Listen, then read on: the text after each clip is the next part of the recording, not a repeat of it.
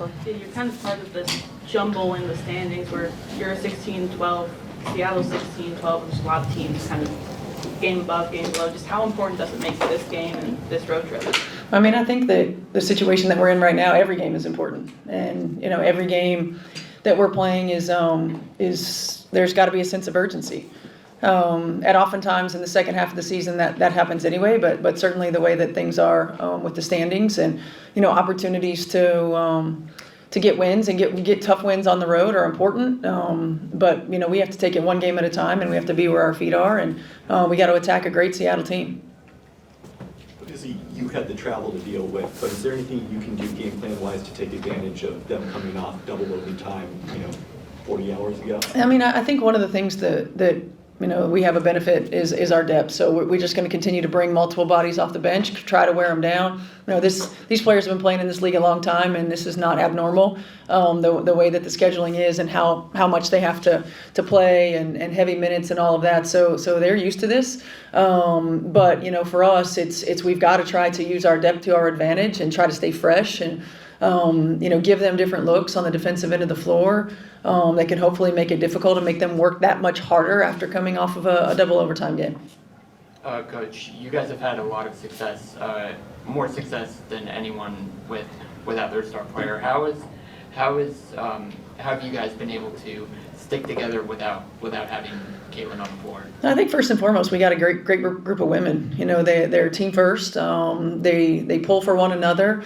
They're selfless, and they're capable. And when you have that, it just they've been resilient all year long, and they rally together. They're a connected group, and I think that's really important. And we have capable players. We certainly play a little differently without Caitlin on the floor, but the confidence that each one of these women has gotten in the ability to make plays in big moments, the depth that we have so that you really never can key on one or two players. We've got multiple players that can step up and have big games for us. I think it makes us more balanced on the offensive end, and the versatility that we have defensively has been big for us. And so, I think this group's been resilient. They've come together. They're playing really well together, and they play for each other. And you really can't discount how important that is when you're playing for the person beside you. All right, so let's talk about what's really going on with Caitlin Clark and the Indiana Fever, because the story we're being fed is starting to fall apart. Today is August 4th, 2025, the day of our Lord, and Fever head coach Stephanie White just gave us a pregame press conference that was supposed to be about the usual updates, right? Now, this was obviously the game that was yesterday, as you guys see on the YouTube video. But what she said and what she didn't say peels back the curtain on this whole situation.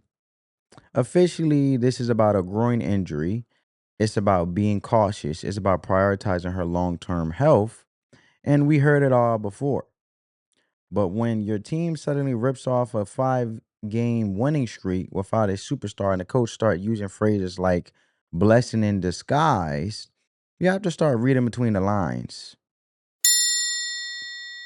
This isn't just about an injury anymore. This is about the uncomfortable truth that is staring the whole entire WNBA in the face. And is Caitlin Clark's absence revealing that the Indiana Fever have found a way to win that might not have room for the very player who was supposed to save them.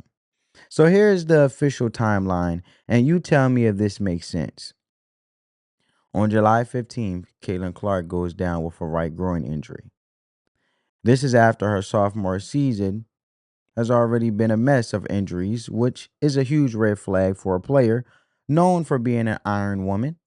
Then on July 24th, the Fever released a statement saying medical evaluations found no additional injuries or damage, but in the same breath, they gave her no return timeline. Think about that.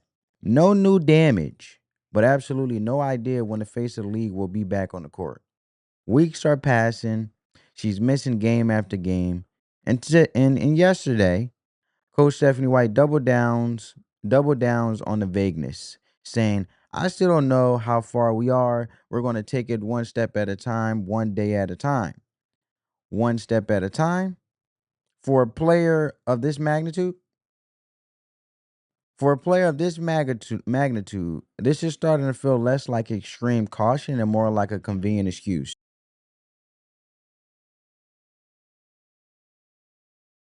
And when the updates are this empty, it's not about protecting the player. It's about managing the public. And this is where it gets really awkward because while Caitlin Clark has been on the bench, the Indiana Fever have won 5 games straight, their best streak of the season. Let's just use some common sense here. That's not supposed to happen. So when your generational number one draft pick offensive engine goes down, the team is supposed to struggle. And instead, the Fever are thriving.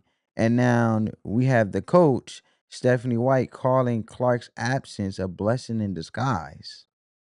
And she said it's allowed her the players to find themselves so that no one is afraid to make the big play. And she's not wrong. The offense looks totally different. It's more balanced. It's more structured. And other players like Aaliyah Boston and Natasha Howard are stepping up big time. Sophia Cunningham. But this creates a deeply uncomfortable dynamic. It's like being the star employee who goes on medical leave only to come back and find your team hit all their targets without you, and your duties have been reassigned, and everyone seems just a little too happy. That we miss you feeling turns into an awkward, oh, you guys are doing great. And the team's success has stopped being a simple feel good story and is forcing a very difficult conversation. Is the team actually better playing a system that doesn't revolve around Caitlin Clark? Let's call it what it is. This isn't about a growing injury anymore. This is about philosophy. This is a classic power struggle you see in every walk of life. Do you build the company around the brilliant, rule breaking founder? Or do you force that founder to conform to the safe, predictable corporate structure? Coach Stephanie White is known for valuing a team first system where the ball moves and everyone contributes. Then you have Caitlin Clark. She doesn't just fit into a system, she is the system. Her talent is so massive, it fundamentally changes how the game is played. So you have to wonder if Coach White is using this injury layoff to prove a point or to show the front office, the fans, and maybe even Clark herself that her philosophy builds a more resilient, well rounded team. And while Caitlin is in rehab, the rest of the team is getting a masterclass in how to win without the Caitlin Clark show. And it's working, and every win reinforces the idea that maybe, just maybe, this is the more effective way to play. The longer Clark is out, the more the team wins, the harder it would be for her to come back and just be the player she's always been. So let's connect the dots. Because the story the Indiana Fever are selling is the only one they can. But the optics are getting stranger by the day. A no timeable return isn't just about being careful, it's a strategic move. By keeping Clark in this limbo, injured but not out for the season, while the team keeps winning, a powerful message is being sent. We are more than one player, our system works. Look at it from a power and control perspective. Because remember, we all know that Stephanie White, she couldn't handle the constructive criticism, let alone the accountability when it comes from the fans. Didn't she delete her whole social media, if I'm not mistaken? Correct me if I'm wrong, because I'm always open to the possibility of being wrong. But I'm 99% sure that she erased herself off the face of social media for a minute. Stephanie White. So the organization holds all the cards, the control, the medical updates, and ultimately the decision on when Clark plays. And you don't have to criticize a superstar to diminish their role. You just praise the team effort. You celebrate the group. You talked about how balanced the offense is without her, which by definition highlights the contrast with the individual star who used to run the show. What we are witnessing is an attempt to domesticate a phenom. Maybe the organization decided they don't want the freewheeling force of nature version of Caitlin Clark. Maybe they want a version that fits more neatly into their system. Remember, there was an issue with Stephanie White not letting Caitlin Clark have the ball, and Caitlin Clark was playing off the ball at one point. The tension is obvious in every vague non-answer from the coach. The team says they want her back, but their success is telling a completely different story. And what started as a groin injury has spiraled into a full-blown identity crisis for the Indiana Fever. And under the guise of medical caution, Coach Stephanie White is forging a team that is learning to win and thrive without the very player who's supposed to be their savior. And this 5-game winning streak is no longer just a feel-good story. It's a preview of a new direction for the franchise, one that values the system over the superstar. And Caitlin Clark isn't just fighting to get back on the court. When she does return, she may find herself fighting for the right to be the player she was brought in to be.